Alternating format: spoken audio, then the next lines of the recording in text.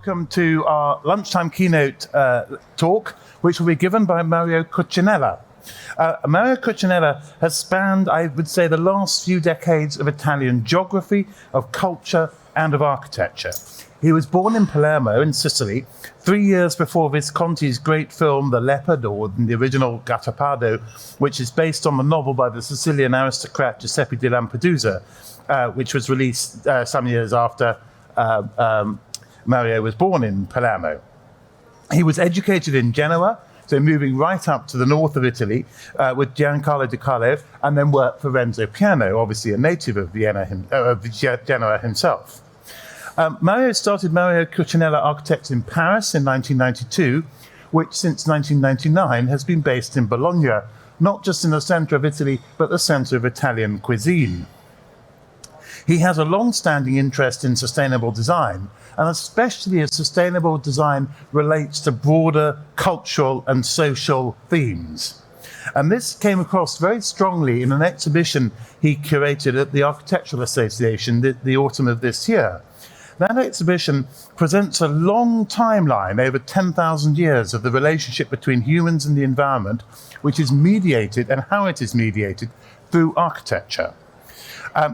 This exhibition was drew on a book which he wrote about visits to places across the world, which are highlights in that relationship of constructive engagement between humankind and the natural environment through the built form. Though travel in his explorations of those sites was curtailed by COVID. In the book, he wrote, quote, "Far from a globalized presence, these 10 steps aim to be the tale of an extraordinary relationship of empathy with the environment, the rational use of resources, and of the creative ability to build our habitat." Mario is going to talk about how these themes can be explored, and in particular with reference to the WAF theme of together, and how we might think about the way people, architecture, and sustainability might come together. Mario. Thank you for the cuisine. Okay. Well, hello, hi. I just confirm that Bologna is the center of Italian cuisine, and you can find the best food, not only in Bologna, of course, but I see that it's the best place. It's not only the reason why I'm there, I'm sure. I think it's missing one slide. Yeah. So I want to talk about this story of this book. It's called the Future is the Journey into the Past. No? And it was a reflection about what will be the goal for the future, no? And I follow the European roadmap. No, the goal is in 2050 of zero emissions. So it's a very ambitious program, very ambitious. But how we did, then how we do, and how we did before, no? So I say sustainability is not about numbers, only numbers. No, it's about a long story. You know, it started in 1992 with the first conference in Rio de Janeiro about the climate change. So it's almost 30 years that we talk about this with a very little result. No? And I want just to stress a point, is the COP21 in Paris was very important. Maybe you remember that conference where all the politicians are shaking hands. But the point of the COP21 was the first time the politician and the country, they agree not to make a war for energy. That was the most important agreement. Don't make a war against each other for energy, which is now, as the situation is not so clear about it. No?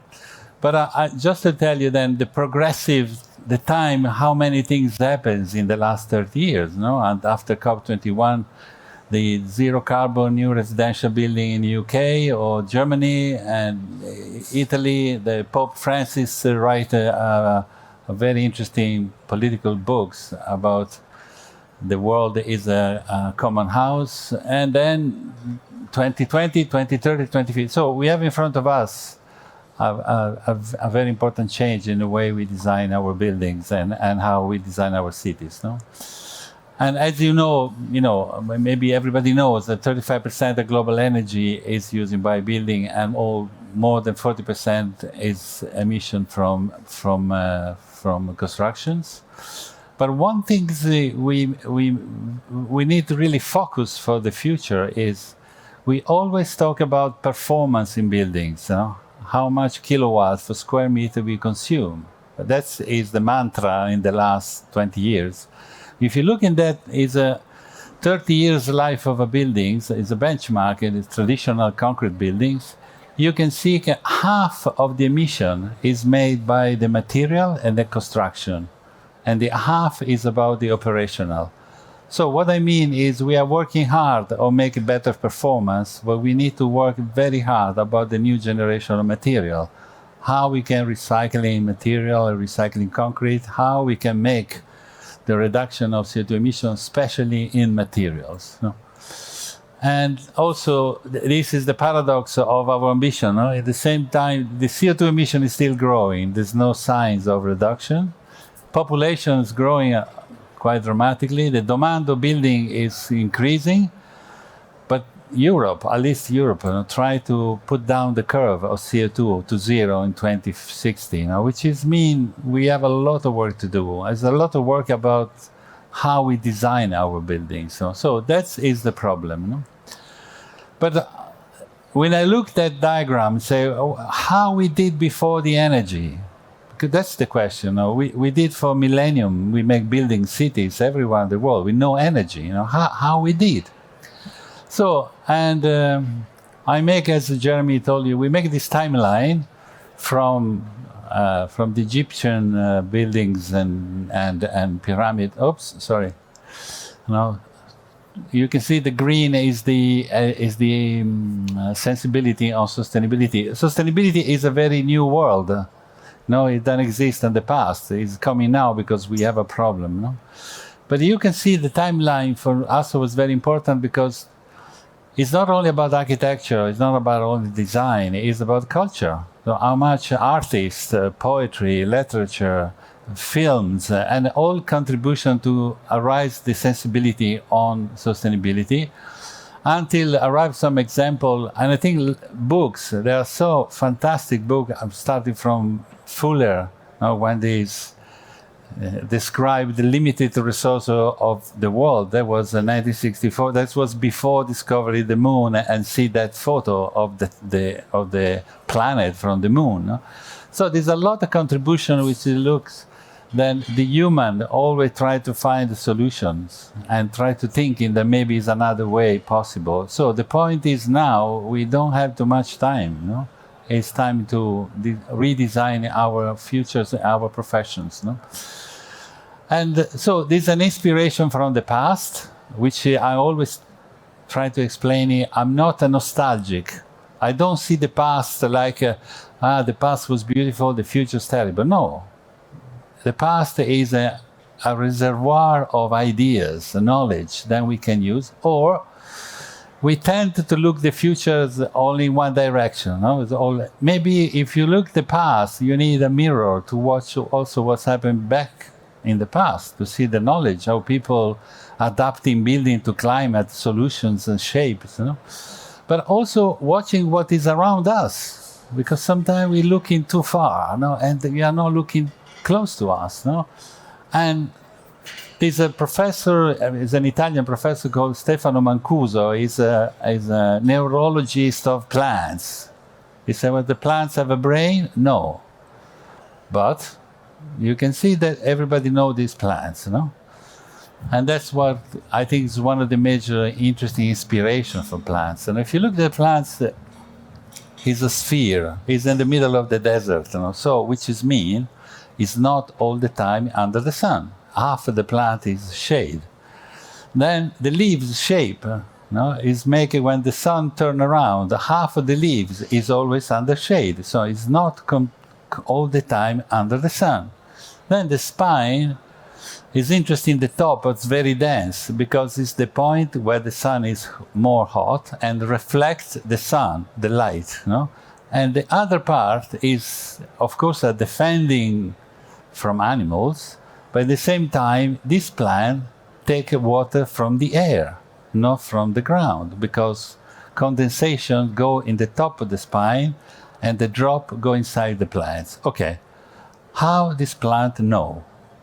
That's the question. How the plant know? The plants are in the planet for 450 million years. Homo sapiens, 300,000 years. Is a gap of knowledge and adaptation of climate that we don't have. So maybe plants can help us to design our buildings, not in their shape, but in the way you think. So we designed a project in Morocco in the middle of the desert with this shape and this sort of a louvers, the big louvers in terracotta, which is providing shade to the windows, but you can see outside. And at the same time, it was able to absorb humidity in the night and creating a microclimate. So it's also the scale of the climate, not all the large one. No? And also, this is interesting pictures, discussion with Mancuso about what are in common a tree and a plant and buildings. They don't move. They don't move. They stay there. And the plants do a lot of things, which is sometimes we forgot, no? Well, it makes leaves, then transform CO2 in oxygen. We are not able to do it. We are not able to do it. Then make fruit. If you cut the trees, it's growing again. The roots are intelligent. They're going to find it minerals. If you have time to go to YouTube and see Mancuso experiment, you cannot believe how plants are so intelligent to find things. You provide the humidity. Okay, I'm building, well, now it's a little bit better, but normally we design building the last 200 years against the climate. No? We want to seal the building. We don't want to know anything about outside. And if the machine is broken, the building doesn't work. So I think this is very primitive. So that means we have a lot of work to do. We can do, we're improving a lot our buildings. No? And that's, during the COVID, I was planning to go around the world trip for my 60 years old birthday. Then it was happened, ended 2019 and the COVID. So I did the trip by writing a book. Many places I visit already. So, and then it was the 10th story of architecture, start from the north in Ireland to the China. And for me, I mean, there are so many other buildings, but this for me was an example. And I'm going to tell you a few stories. One of the stories, the garden that was not there before. And it's a story of Garnish Island, subtropical garden on the province of Cork, west of Ireland. No, you say, well, how you can make a subtropical garden? So, the English, when they between breaks occupy Ireland, if I say so, a general come from India. No, he bought a lot of seeds, and he bought an island in the middle of the fjord of Cork, and with this landscape architect called Peto. No, which is quite famous landscape architect, no? They decide to change the island, which is a problem for growing trees because the wind was too much. So the beginning was an hospitable land, but the Peto, he planting bushes around the island, no? And the bushes was able to change the direction of the wind and give the chance of plants, trees growing behind until they were strong enough to be against the wind. And then this growing, they take 40 years to make this, not one day, 40 years. And then the plants are growing, change the direction of the wind. And what is the climate of Cork? It's wet and humid, but it's not cold because it's the stream from Mexico, no? In the coast of Ireland, you can find yucca in the garden. They fly from, and then they're creating a microclimate perfect for plants. 25 species of tropical plants are in this garden. If you go to visit, this is the island after 100 years. That's the bushes, and then you can see the trees after almost 100 years. No? But they're creating a sort of a barrier. And inside is a sort of a paradise. No? So I would say, if we want, we can able to make a good landscape against some difficult situation. It's about the design and the empathy with climate. We lost completely this empathy. That's the key point, no? Then they tried to make an Italian garden. It was impossible because it was too much rain. It exploded, you know. But they tried like a Florence kind of things, no. And also, you remember that episode, you know, of Star Wars, you know, and Skywalker was back and find his family dead. This building is in Tunisia, you know? And George Lucas said a long time ago, in a galaxy far away, which is us actually, because there was already some other place, no? And this was an existing buildings which is still there, and there are how the people adapting house in a very difficult climate. No? They excavating. They do it in Tunisia, but they also do in China, no? And then creating this kind of a beautiful landscape. And then if you excavate in the house, which is a long story of this kind of buildings, no? You can control temperature because Earth is always at 20 degrees, 70, 18, 20 degrees. And when the outside is at 30, 40, 50, it's always 20, 25, 22 degrees. So it's a way to controlling and survive in a hostile climate, no? Chinese make this beautiful village. I mean, there are no buildings, it's only courtyard, no? And then will be a fantastic master plan to redesign a city like this, no? Which is connecting between buildings, no? And also amazing story of Marco Polo. I'm supporting Italian travelers, no? But in this book, which is Il Milione, the million, there's one version right in English. And then in this version, they say that Marco Polo arrived in Hormuz in Iran, and after sailing on the China and India Sea, and then start with a group of camels and people to go to Constantinople, the Istanbul, and they say in the middle of the desert of Iran, the people in the village, in sign of welcome, they give an ice cream, which is still today they do. It's called faludesh.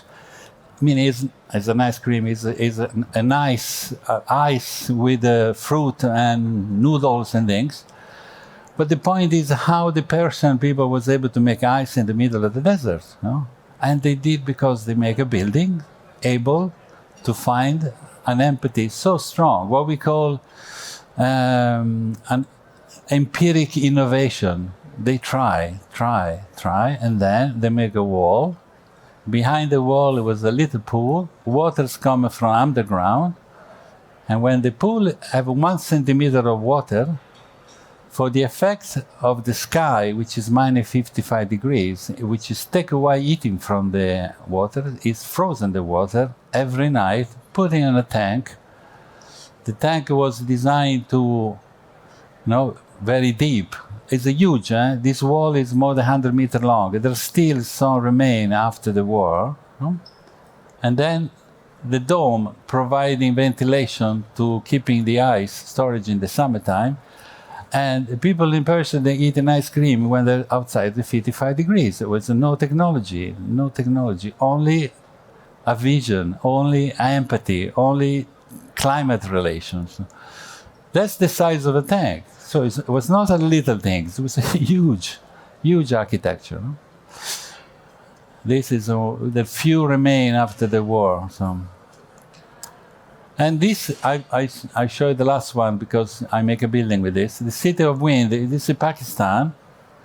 And all this chimney have a sort of a kite, which is catching the wind in the night, bringing wind, cold wind inside the house. They close the kite and keeping the house cooler for the day, So that was the better way to use the resource, but also it's an aesthetic, It's create an aesthetic of the city, So, that's the principle. And to do that, we designed a few years ago buildings for the Agency for the Environment Protection, which is 120 chimney in one floor, only the ground floor. And And the chimneys provide the ventilation, daylighting, and also producing energy by photovoltaics.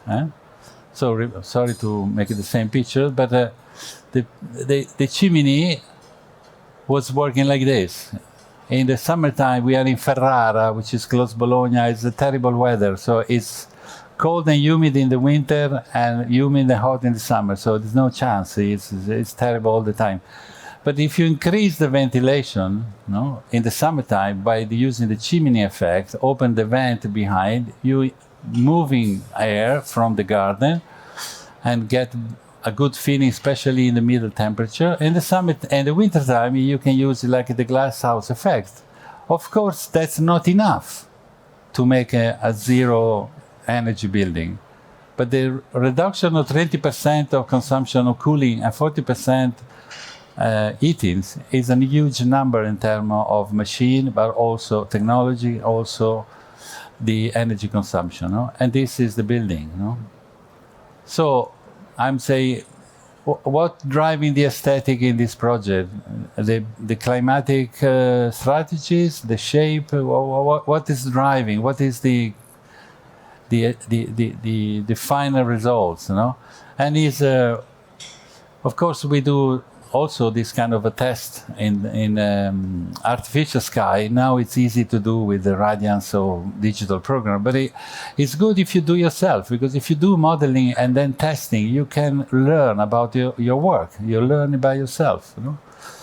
And this is the office. It's a public building, so it's a little bit messy inside. But so the story of this building was designed to be built in 8 months. So that's why we win the competition. And then, what's happened?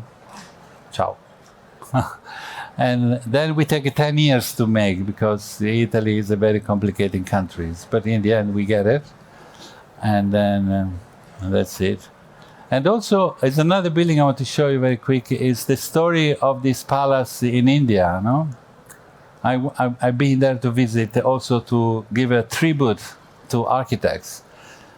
This is a palace built called Stepwell, so it's an underground building. Then you can walk down, and some are a princess palace, some are public buildings. And of course, the reason why it's Gujarat and it's hot and dry. And the end of the stair is a well where they're collecting water, and then of course cooling the buildings. But if you go down every step, temperatures go down, and outside it can be 55 degrees. And in the end of the stairs, you can find 25, 26 by the shape of the building. And I've been to visit that buildings only because the story of the building is amazing. They designed so beautiful palace for the Maharaja, because the building was so nice. The Maharaja decide to kill the 6 architects, avoiding they make another beautiful buildings. And outside of the building there are 6 tombs.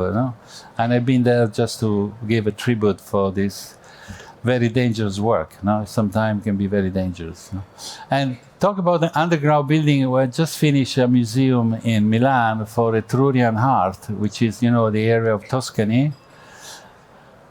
And is art for a very specific period of time. Is between the 5th and the 4th and 5th century before Christ. All the vases are black, because the Etrurian was able to using terracotta in a way, then they burning and they make the vase black. It looks like steel. It's very beautiful things.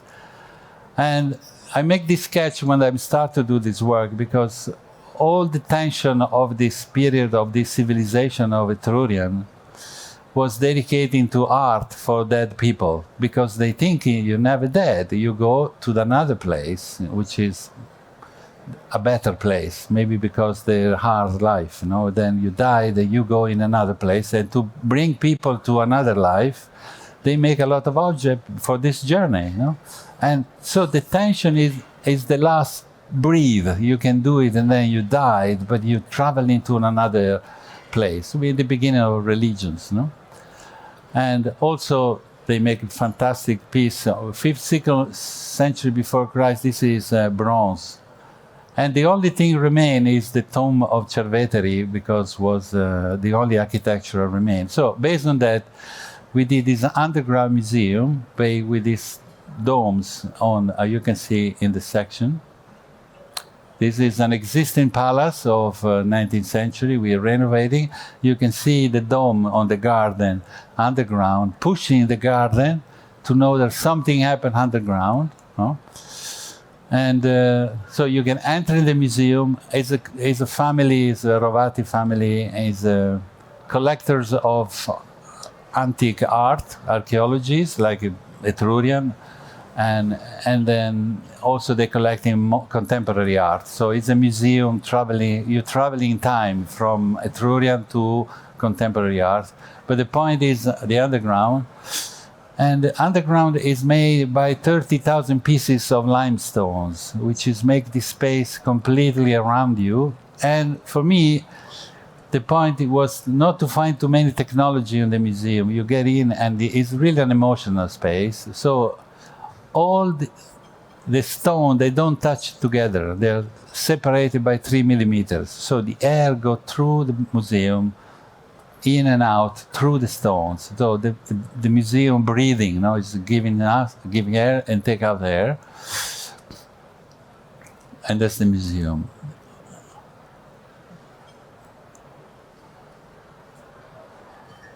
So they've really mastered. You must go to Milan to see not only the buildings, but the collection is quite very important. And also, you go inside in this underground museum, and you're completely out of the time. There's no lighting, there's no natural light. It's really a space with no time.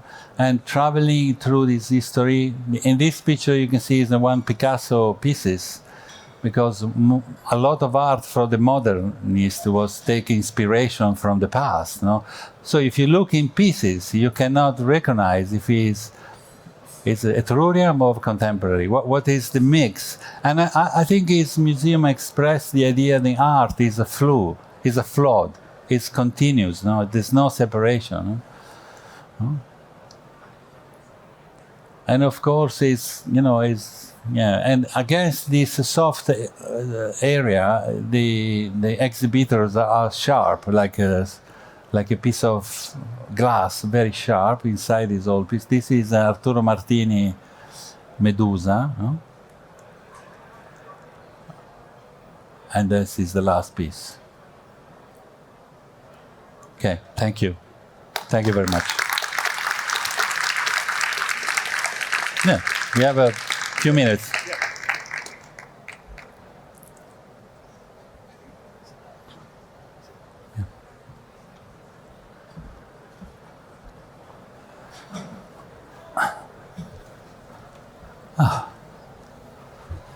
Well, that's fascinating and wide-ranging, from biophilia to learning from vernacular architecture. Yeah. And I wonder if we can start with biophilia, which of course is something that architects have looked at for some time. What was it that attracted you to it? Was it a fascination for plants, or was it that you knew that plants were very clever in their response to the environment, and you thought architecture might learn from that? Well, I think plants can be an extraordinary example of the adaptation of climate. That's why I'm curious about it. I'm not too fans about putting plants in buildings, because they're two different things. One is culture and one is nature. But I think how we can face the challenge we have in front of us if we don't have new reference. For me, this area is an area of reference. How plants, shape, colors, and adaptation. What we can learn from that. I don't want to say we make building like a plant, but some intelligence is there. Why we don't study that? Yeah. And you discover so many interesting solutions. Yeah, and I suppose it's a bit like that with some of these traditional buildings you're showing from all sorts of parts of the world, where by experimentation, as you said, by empirical thinking, yeah. Over generations, people in India or in China or Iran or wherever perfected ways of working in those environments. They didn't get it right first time, almost certainly. Yeah. And I like the idea of the empiric innovation, because we live in a time where we don't do anymore anything empiric. We want to be certitude, no? But also we have tools that never be in the humanity.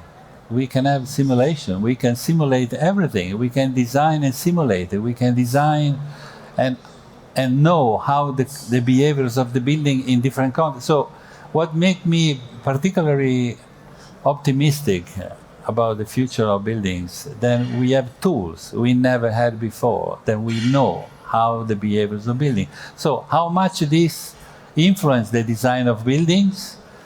Today we do a different project. We design building, we try to make buildings work and never work, because building mistake you can never recover it. So I think we maybe need to be a little bit more engineering and experimental, and then design building through simulations and then adapting shape. And I think this is the way to discover also new ideas in terms of aesthetic.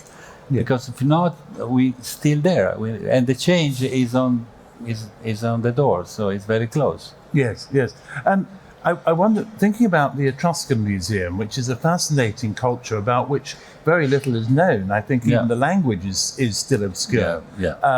But one of the things about them that we know about the Etruscans is they had tombs and they used the underground quite a lot. Was that something you were looking at in your museum, given that a lot of it is underground? Yeah, well, the only tomb that remained, it was the rich family that was able to build. There's no buildings because all was wood construction. There's only one urban settlement in Marzabotto in the north, close to Bologna, which you see the trace of stones. And they design cities like the Greek, because the influence of the Mediterranean was strong, the exchange, and was really a city of work. There was a workshop, and then behind was a house, and then there was a temple. So was a really contaminating culture at that time, but there's nothing else. So I thought the idea of to be underground, under the dome, is not only to refer to the tomb, but find really an emotional space, because all archaeological museum, if you're not an archaeologist, it's very boring. Honestly, it's you'll not be exciting after 20 vases and 400 pieces of terracotta. These museums are made for archaeologists, not for normal people. So I thought if you do a museum about archaeologists, you must find a space that make you first an emotion, and then reading the piece under a context where your body has a reaction.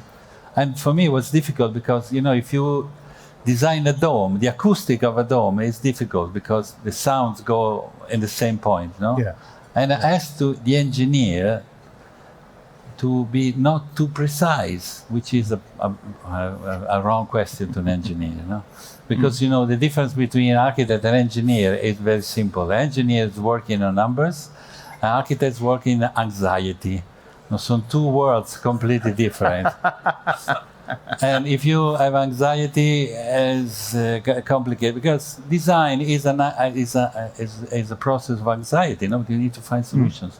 So I said to the engineer, acoustic engineer, I would like you keeping some error in your calculation, because if I'm walking under the dome, I still want to feel a little echo and a whisper if I talk to you. And so that's the magic of the place, and this is a part of the exhibition. Is your physical reaction to space and stones. There was a person came to visit the museum. This is a very expensive work, I must tell you. So we don't have clients like this every day. And they say, but why you don't do that with plaster? I say, it's not the same. If you have a stone 8 centimeters deep, 5 centimeters thick, when you go in the space, you're feeling this stone. Your body feeling the stone. I did a printing house in a earth. If you go inside of house with earth, your body is something ancient in your DNA. Then immediately your body recognize a material. For me, it was like this. If you go in a metal box or in a concrete box or in a earth box, your body change. I have a different feeling. So I think the feeling of space in terms of material is part of the experience of the architecture. So you must use in this material. No? I think that's absolutely right. And I think one of the things I think archaeologists get really excited by, they're never happier than when they find a rubbish dump. Because what they can get from the rubbish dump, they can analyze what was thrown out by the culture they're trying to study. And that tells them a hell of a lot. And so, their emotional response is to find rubbish, whereas most people actually respond, as you say, to other stimuli, sense stimuli, which might be touch, they might be sight, they might be color, sound, all those things, which is what you're trying to do with the museum. And that then creates almost a psychological context in which they can see the objects which are selected for display in the museum. Yeah, you need to tell the stories, because, vase. There are many around the world, but if you don't know the story, you don't appreciate the value of the shape, So in that museum there are some pieces. There was a vase to bring this father, we understand by the story, to his dad and reach their family. The vase was designed with all the figure of the families waiting him to another world. But if I don't tell you, you watch it and say, oh, well, they make a little man, little things there, maybe you feel it's banal. But you need to tell stories, and stories make you thinking about shapes and why the shape like this. So I think archaeological museum can be a fantastic, because tell the story of humanity and how we design objects and things in our future. And then you discover we are almost the same of 2,000 years ago. We are almost the same. We are suffering, loving, and we lost some family. We still cry. So we still human, and human was like this 20. I think the fact that you know that is very important. Yeah. Because and it's interesting too, because the whole notion of tombs in the ancient world is very often about ancestor worship. Yeah. And the idea that we are freed from having to worship. I don't feel I have to worship my great grandfather, frankly. And I think that freeing people from that is something that, again, a skillfully designed tomb, or even the way it's displayed in the museum, can make one feel quite differently about it. Yeah. And so I think that's really interesting. But I want to turn, if we may, to the environmental agency, because I think that's a fascinating building, and I guess much, much cheaper, given the way you made it. Yeah. And you say you designed it in 8 months and it took 10 years to build. That's Italy. I can explain how Italian is a complicated country. There are other countries more complicated, but this is in another part of the world. In Europe, it's very complicated. Because, for me, I say, I'm an architect, I'm living mainly in Italy, I'm doing work in other places, but if I'm doing one building every 10 years, after 30 years, I'm doing 3 buildings. And that's not the life of an architect. So you need to build buildings. So, and this one was a complicated, because it's a public body who was running it's a client, it's a public. Then the contractors, like in Italy happens, then contractors always make a cheaper price to win a competition, and then they cheapest and then they died. So, because you can't do it. If cost is 10 and you offer 6, when you finish 6, you don't have the other 4 to finish. And this system in the last 20 years was killing all the contractors. There's no more in Italy there are 3, 4 good. The rest is dead. And architects, I'm sorry to tell you, they all do the same game. Make a cheaper fee, and buildings are becoming more poor, terrible. Because to be an architect is very expensive. I don't say we need to make a luxury buildings, but to do a good design requires a minimum resource. If you don't do that, the only way to do it is do terrible things, and that's what's happened almost everywhere. Because I get the feeling, Jeremy, that working with a lot of developers, and I start to be very worried, because developers start to say, we don't need any more engineers, we do ourselves. Okay. Architects, maybe a little bit, but just for the shape, because the rest we do ourselves. So the risk, apart of a little area of good architects, maybe 10, 20, the rest of the world, the architect will be extinguished because people watching Pinterest, you see? There are people not in our office because we don't do interior, but the people come with Pinterest. Say, we want a house like this. Okay, do yourself. Why you call an architect? Do yourself.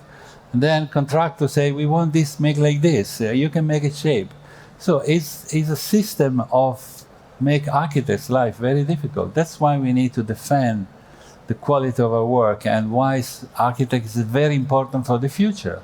Because I think it's missing the message. Like everybody can do it. Not true. It's not true. So we need to, this event is for that. Architects are very important for the challenger we have. How we can make a challenger 250 at zero emission? I tell you, it's a very ambitious program. And the point is not about buildings, and not about material, it's not about technology. The key point of the future is the culture. If you don't have the tools, you don't make the change. How are you going to do it? With the old tools, you don't make innovation, that's for sure. So we need to really make an effort to help architects, engineers, and all the community to change their mind to make a better building. It's not easy. It's not easy. And something else to be anxious about. Yeah. But no, thank you for a really stimulating talk and sharing some beautiful work, beautiful images. So thank you very much. Thank you. Thank you to all.